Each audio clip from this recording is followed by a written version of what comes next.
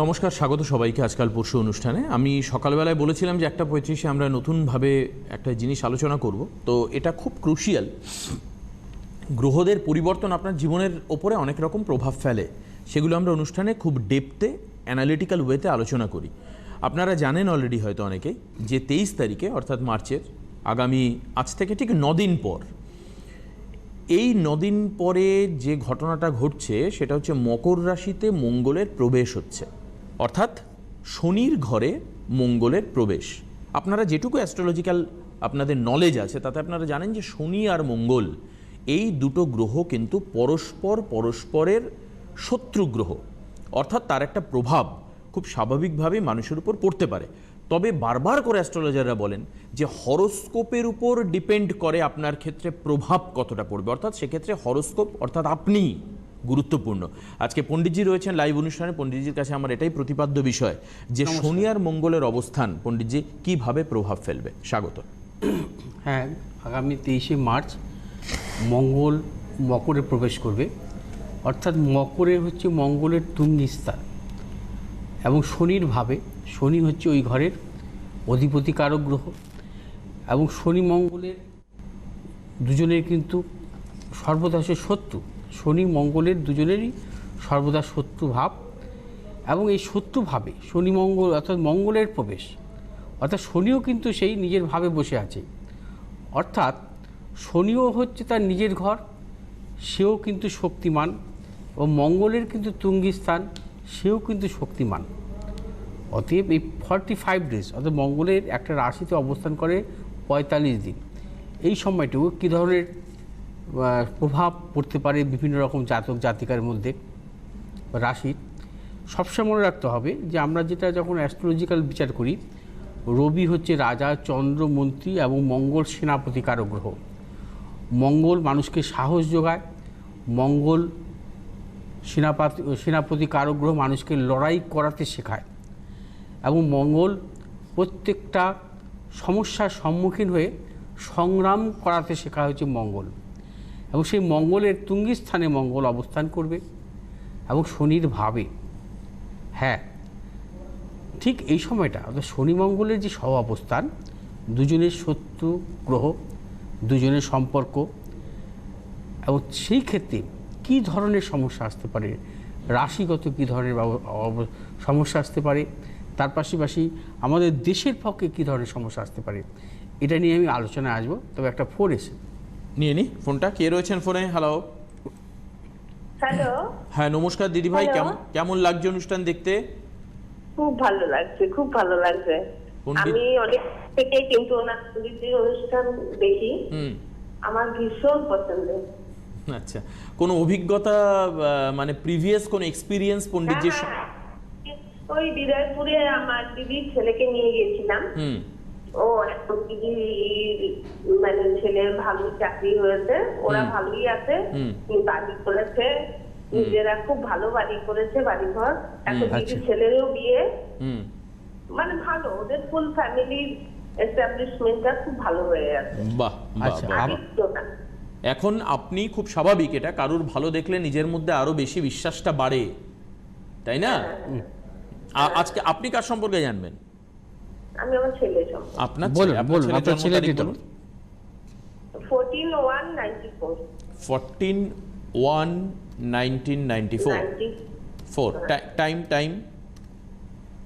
টাইমটা রাত্রি 11:28। জন্মস্থান বিরাটি। আপনার ছেলের জন্মবার শুক্রবার তো? হ্যাঁ হ্যাঁ হ্যাঁ হ্যাঁ। কন্যা লগ্ন, কুম্ভ রাশি, ওর ধনিষ্ঠা নক্ষত্র, দেবাড়িগণ। জানতেন এটা? আচ্ছা, আমি একটু আসি। আচ্ছা, ঠিক আছে, আমি একটু জন্মছকে আসি।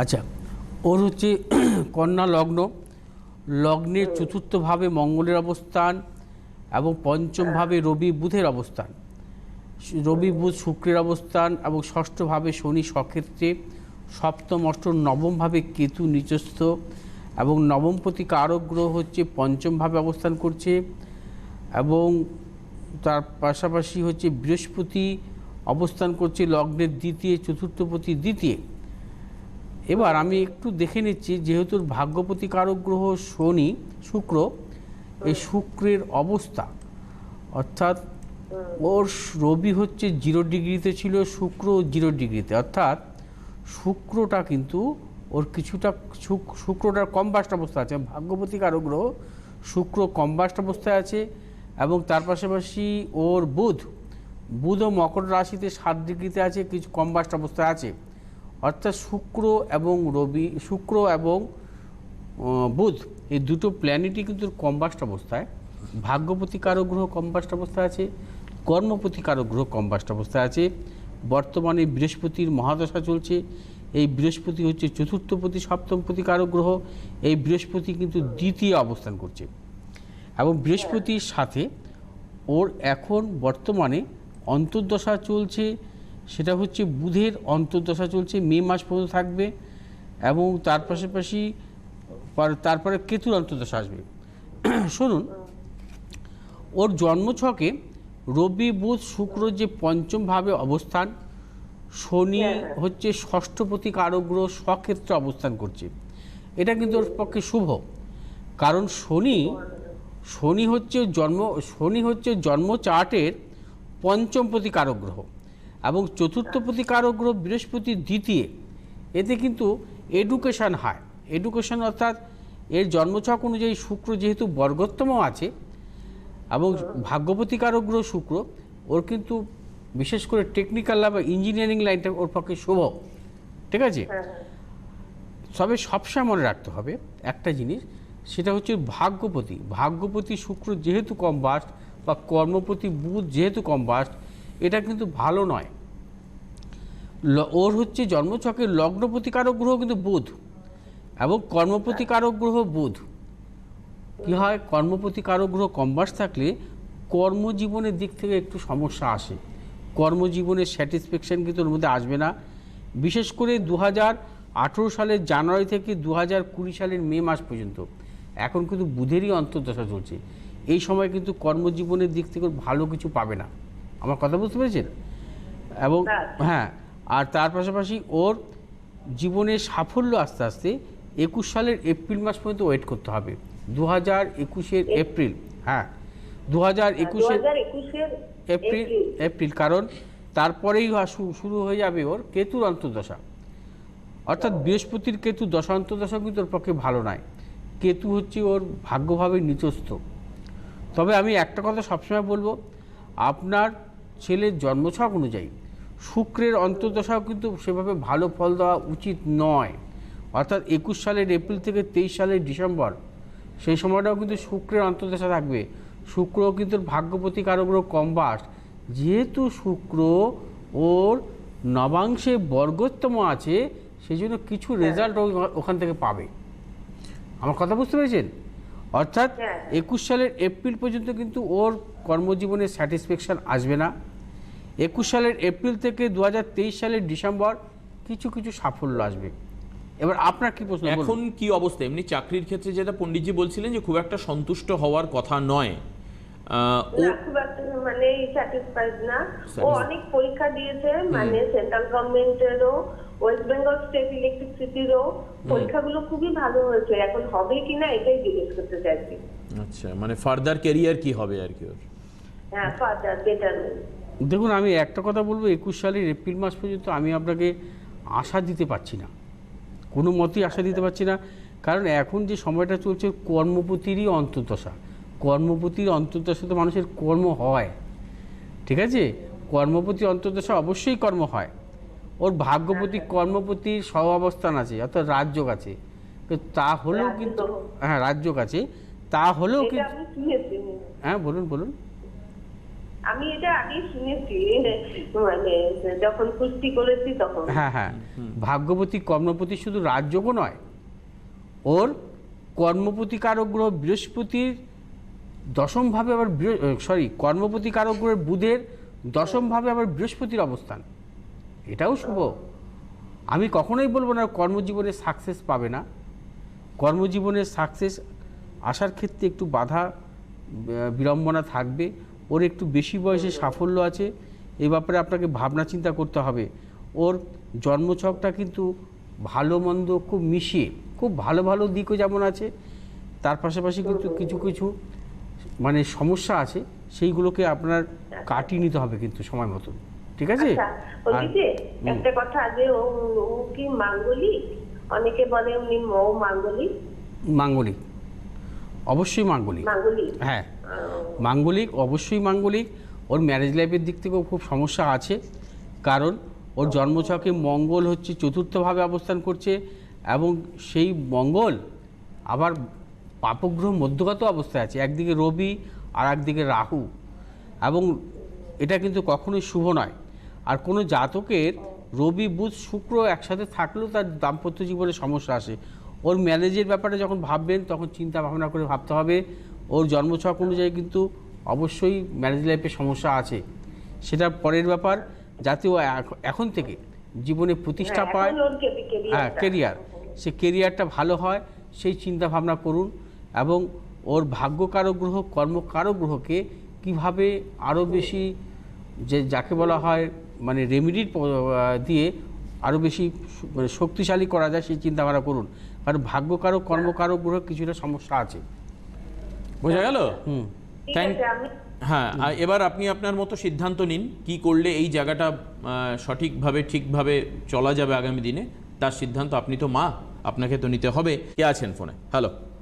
হ্যালো হ্যালো, নমস্কার। হ্যাঁ দিদি ভাই নমস্কার, আপনাকে। কলকাতা থেকে বলছি।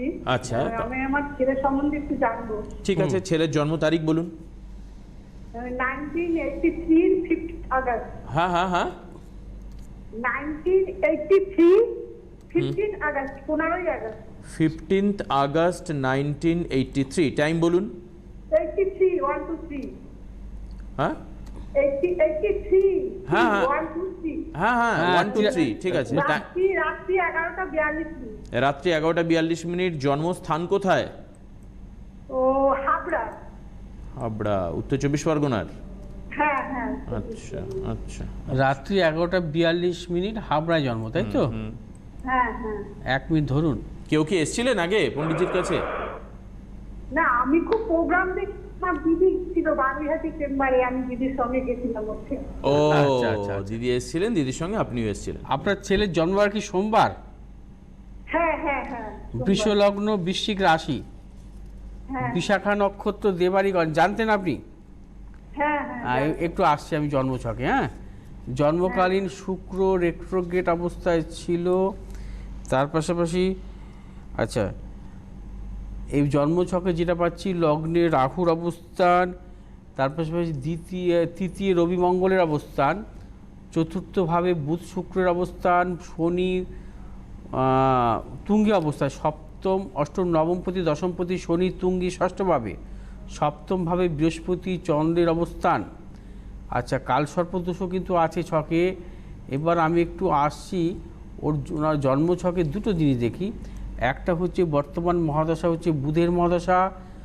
বুধ হচ্ছে জন্মছকের চতুর্থভাবে অবস্থান করছে, অর্থাৎ পঞ্চমপতি কারক গ্রহ কেন্দ্রভাবে অবস্থান করছে।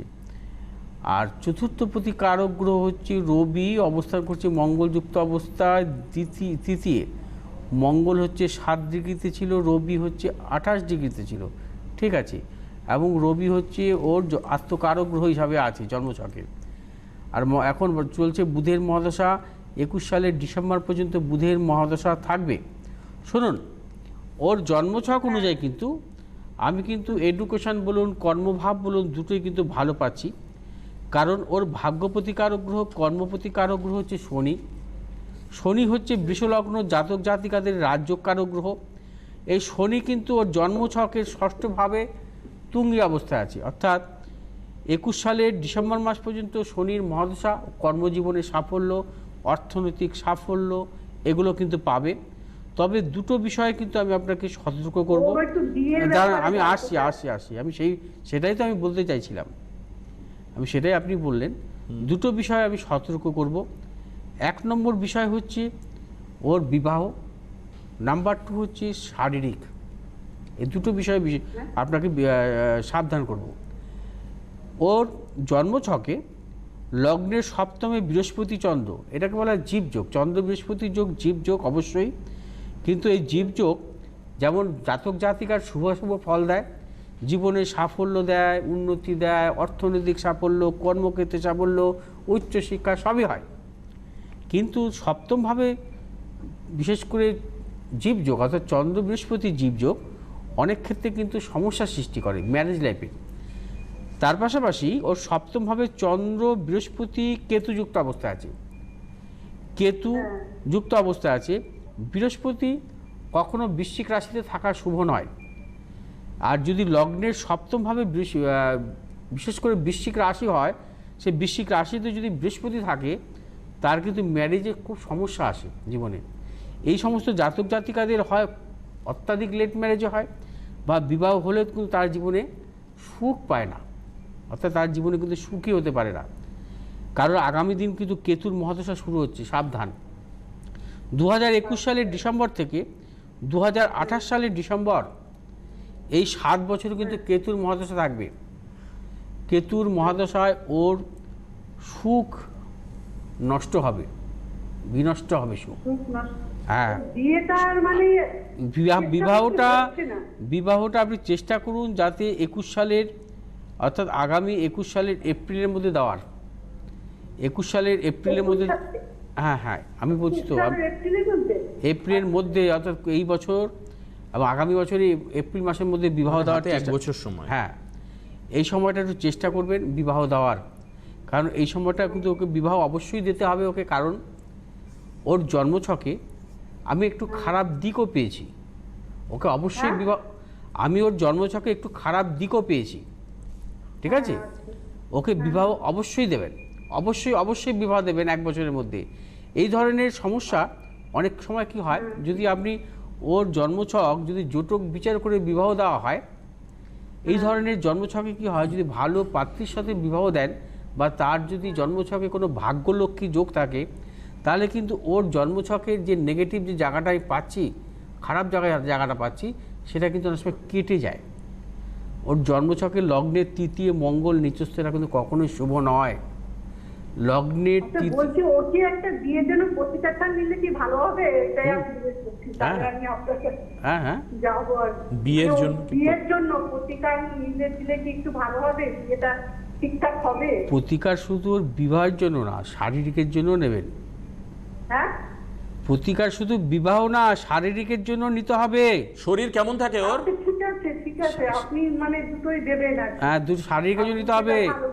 এই সমস্ত জাতক জাতিকাদের হঠাৎ চেস্টের দিক থেকে সমস্যা আসে, তৃতীয় মঙ্গল নিচস্থ থাকা ভালো না, সামনের কেতুর দশা সাবধান থাকতে হবে ওকে, ঠিক আছে? আর কিছু বাড়াতে চাই না আমি এখন কথা। শরীর কেমন থাকে এমনি চট করে একটু শুনি। এখন বুধের দশা তো, এখন তো পঞ্চমপতি বুধের দশা। আচ্ছা, এখন কিছু হবে না। আচ্ছা, কেতুর দশা যখন আসবে 7 বছরের জন্য, কেতুর দশার পক্ষে সমস্যা, হ্যাঁ, চেস্টের দিক থেকে হঠাৎ কোনো সমস্যা। তৃতীয় রবি মঙ্গল নিচস্থ তৃতীয় আসতে বাধ্য, সমস্যা বাধ্য। আচ্ছা, বুকিং করবেন 8583013265। দেখুন নাম্বারগুলো টেলিভিশন স্ক্রিনে যাচ্ছে। 9836719080 এই নাম্বারে আপনি বুক করতে পারেন। বুকিং নাম্বার এই হচ্ছে নাম্বার, এই যে দেখুন, এই যে পণ্ডিতজি ভৃগুর শ্রী জাতক লেখা রয়েছে, ঠিক তার নিচে বুকিং দিয়ে নাম্বারগুলো আছে, এখান থেকে নাম্বার নিয়ে নেবেন। 9836646559 এটাও বুকিং নাম্বার, এই নাম্বারে আপনাকে ফোন করতে হবে। আরও আমরা একজনের ফোন নেব, ক্রিটিক্যাল প্রবলেম হলে তাহলে আমাদেরকে আজকে ফোন করুন। পণ্ডিতজির কাছে আসি, আমরা মঙ্গলের মকরের ঘরে প্রবেশ নিয়ে কথা বলছিলাম। হ্যাঁ, যেটা নিয়ে আলোচনা করছিলাম, যে কিছু কিছু রাশির ক্ষেত্রে কিন্তু এই যে শনি মঙ্গলের সহাবস্থান যেমন শুভ তেমন কিন্তু অশুভ। কারণ শনি মঙ্গলের সহাবস্থান বিশেষ করে মেষ রাশির জাতক জাতিকাদের ক্ষেত্রে দশমভাবে, এটা কিন্তু কর্মজনিত কিছু কিছু সাফল্য যেমন দেবে, এবং আপনারা যদি এই সময়টুকু কোনো কর্মজনিত কোনো সাফল্যের জন্য চিন্তা ভাবনা করেন, সাফল্য কিন্তু অবশ্যই পাবেন। কারণ আমরা জানি যে দশমভাবে শনি মঙ্গল থাকুক না, দশমভাবে যে কোনো জাতক জাতিকারই একাধিক সে অশুভ গ্রহ থাকুক বা শুভ গ্রহ থাকুক, সেটা সর্বদা শুভ। নিচস্থ গ্রহও শুভ, এবং তার পাশাপাশি তুঙ্গী গ্রহও শুভ, এবং সে যদি নিজের ভাবে থাকে, সেই ভাবে থাকা অবস্থায় শুভ। অর্থাৎ মেষ রাশির জাতক জাতিকা, এর পাশাপাশি হচ্ছে সিংহ রাশির জাতক জাতিকা, তার পাশাপাশি হচ্ছে বৃশ্চিক রাশির জাতক জাতিকা, এবং তার পাশাপাশি হচ্ছে কন্যা রাশির জাতক জাতিকা, এই তিনটি এই কটি রাশির জাতক জাতিকা অর্থাৎ মেষ রাশি, সিংহ রাশি, কন্যা রাশি, বৃশ্চিক রাশি এবং মীন রাশি, অর্থাৎ 1, 2, 3, 4, 5টি, এই 5টি রাশির জাতক জাতিকাদের ক্ষেত্রে কোনো সমস্যা নেই, বরং তাদের ভালো। মীন রাশি, মেষ রাশি, সিংহ রাশি, কন্যা রাশি, বৃশ্চিক রাশি, এই রাশির জাতক জাতিকাদের পক্ষে কিন্তু এই স্বল্প সময়ের যে ট্রানজিট, এই স্বল্প সময়ের ট্রানজিটের ক্ষেত্রে কিন্তু সমস্যা নেই, তাদের পক্ষে বিশেষভাবে শুভ। কিন্তু অশুভ কালে, অশুভ মূলত এই সময়টুকু কর্কট রাশির ক্ষেত্রে শুভ নয়, মিথুন রাশির জাতক জাতিকাদের ক্ষেত্রে শুভ নয়, ধনু রাশির জাতক জাতিকাদের ক্ষেত্রে শুভ নয়, এবং মকর রাশির জাতক জাতিকারও কিন্তু সাবধানতা অবলম্বন করতে হবে, এবং কুম্ভ রাশির জাতক জাতিকাদের ক্ষেত্রেও কিন্তু শুভ নয়।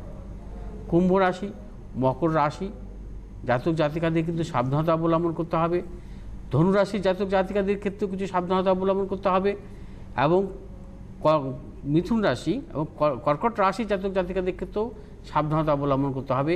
এই স্বল্প সময়ের জন্য তাদের কারো ক্ষেত্রে ভাগ্য বিড়ম্বনা, কর্ম বিড়ম্বনা, অত্যাধিক অর্থনাশ, এছাড়া কোনো শারীরিক ক্ষেত্রে বিড়ম্বনা আসতে পারে, প্রবল মানসিক টেনশন এবং নানাবিধ সমস্যা কিন্তু এই সময়ের মধ্যে কিন্তু তাদেরকে জর্জরিত করতে পারে। এবং আমি বলবো যে এই রাশির জাতক জাতিকারা মূলত এই সময়টা অর্থাৎ 23শে মার্চ থেকে ঠিক 45 ডেজের জন্য অর্থাৎ 45 দিনের জন্য কিন্তু আপনারা কোনোরূপভাবে নতুন কোনো কিছু অর্থাৎ পদক্ষেপ নেবেন না।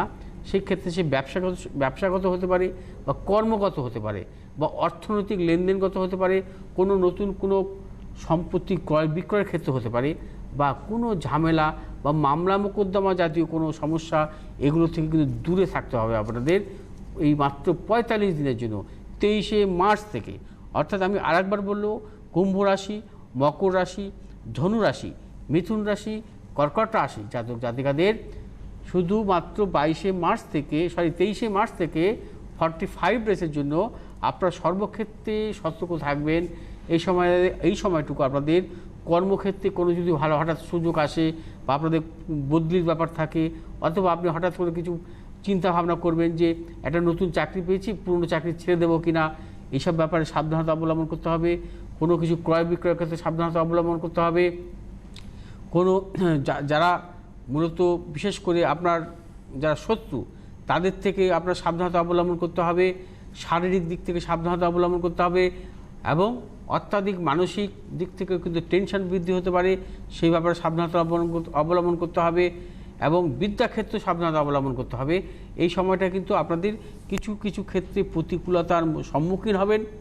এবং সবসময় বলবো একটা কথা, যে সব কিছু কিন্তু নির্ভর করে রাশিচক্র, রাশিচক্রের আপনার গ্রহের অবস্থান, তার পাশাপাশি গ্রহগত দশা অন্তর্দশা। ট্রানজিট হচ্ছে স্বল্পকালীন। ট্রানজিট কি করে, যদি আপনার কখনো অন্তর্দশা বা দশা যদি আপনার অনুকূলে না থাকে, এই ট্রানজিট কি করবে, আপনাকে সবসময় বিশেষ করে আপনাকে অনুকূল রেজাল্ট দেবে না। ট্রানজিট কি করবে, আপনাকে সবসময় সমস্যার ফেলার চেষ্টা করবে। অর্থাৎ কোনো জাতক বা জাতিকার নির্ভর করবে তার গ্রহর লগ্নভাব, এবং লগ্নভাব থেকে তার বিচার হবে মূলত তার দশা অন্তর্দশা। সেই অন্তর্দশা যদি তার সবসময় নেগেটিভ থাকে, তাহলে কিন্তু এই সময়টা কিন্তু তাকে সাবধানতা অবলম্বন করতে হবে। আর যে সমস্ত জাতক জাতিকাদের মানে বিশেষ করে গ্রহগত দশা অন্তর্দশা তাদের মানে বিশেষ করে অনুকূলে, তাদের ক্ষেত্রে কোনো সমস্যা নেই। কিন্তু বিশেষ করে মেষ রাশি, মীন রাশি, সিংহ রাশি, বৃশ্চিক রাশি, কন্যা রাশি জাতক জাতিকাদের যদি এই সময়টা যদি তাদের অন্তর্দশা তাদের পজিটিভ থাকে, তাহলে এই গ্রহগত ট্রানজিটও তাদের যদি পজিটিভ অবস্থা থাকে, তাদের ক্ষেত্রে বিশেষভাবে শুভ। অতএব আমি আমার বিস্তারিত আলোচনা করলাম একদমই। এবার যদি আপনাদের কখনো কোনো প্রশ্ন থাকে বা কিছু থাকে, সেটা পরবর্তী অনুষ্ঠানে একদম। এবং অবশ্যই আজকে আর হাতে সময় নেই আমাদেরকে শেষ করতে হচ্ছে, আজকে এই পর্যন্তই। অবশ্যই পরবর্তী অনুষ্ঠানের দিকে আবারও আমাদের নজর থাকবে। নমস্কার পণ্ডিতজিকে। নমস্কার। নমস্কার সবাইকে।